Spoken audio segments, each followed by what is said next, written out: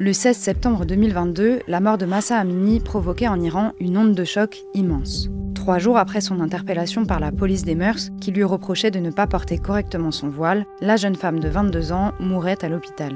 Et la révolution déclenchée par sa disparition dure toujours. 1 an plus tard, la population continue de défier le régime islamique et ses interdits. Le roman graphique Femme, vie, liberté, dirigé par Marjane Satrapi et édité par l'Iconoclaste, retrace les temps forts de cette année de révolution. Bahareh Akrami est l'une des 20 dessinatrices et dessinateurs dont les travaux sont rassemblés dans ce livre. Moi, je viens d'une famille de réfugiés politiques iraniens qui sont partis dans les années 80. Ils avaient fait la révolution contre le Shah, mais aussi ils étaient restés dans l'opposition contre les ayatollahs. Donc, moi, ma famille, ça fait 44 ans qu'elle est même en exil dans une forme d'opposition et qu'elle est active. Ça, c'est mon histoire personnelle. Ce qui fait que quand Mahsa Jina est morte et que le mouvement, la révolution a été enclenchée, moi, je participais avec des amis à des collectifs. Donc, moi, ce que j'ai fait, j'ai commencé à faire une revue dessinée et c'est cette revue dessinée qui a fait que Marjane Satrapi m'a sollicité. C'est l'opportunité en fait de partager avec un encore plus grand nombre de personnes, relayer la voix des Iraniens, expliquer, raconter ce qui se passe en Iran, quoi. C'est bientôt les 1 an et on n'en entend plus parler.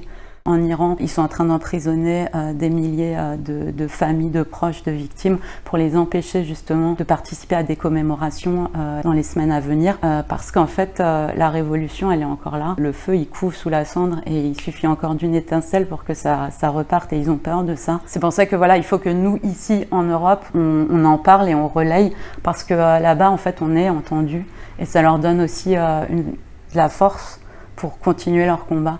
Just days before the first death anniversary of Mahsa Amini, the Iranian authorities have arrested her uncle, Safa Ali. Le roman graphique retrace les événements de cette année de révolution en commençant par le début, la mort de Mahsa. Mahsa Jina, c'était une jeune fille kurde qui était montée à Téhéran et donc elle se fait attraper par la police des mœurs. Et ce qui se dit, c'est que en fait, si ça avait été une Téhéranaise, peut-être qu'il l'aurait pas tapé comme ça. C'était un peu la jeune fille de province qui monte et on profite de ça. Et puis en plus, elle vient d'une minorité kurde qui est vraiment opprimée en Iran.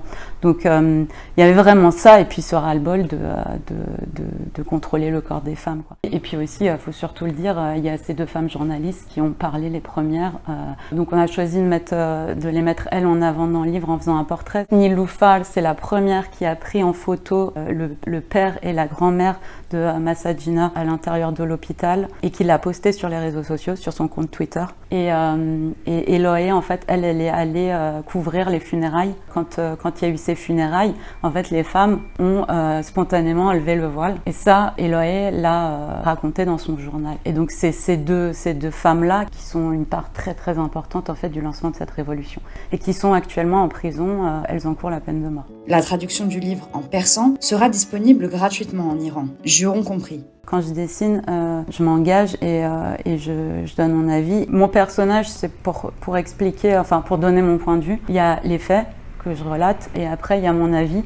Et en fait, je veux que le lecteur, il sache que c'est mon avis.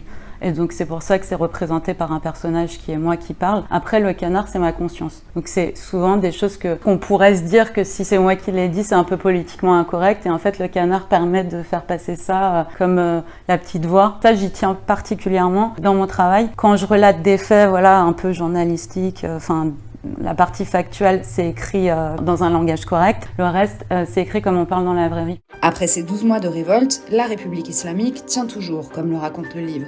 Mais elle montre tout de même des signes de faiblesse.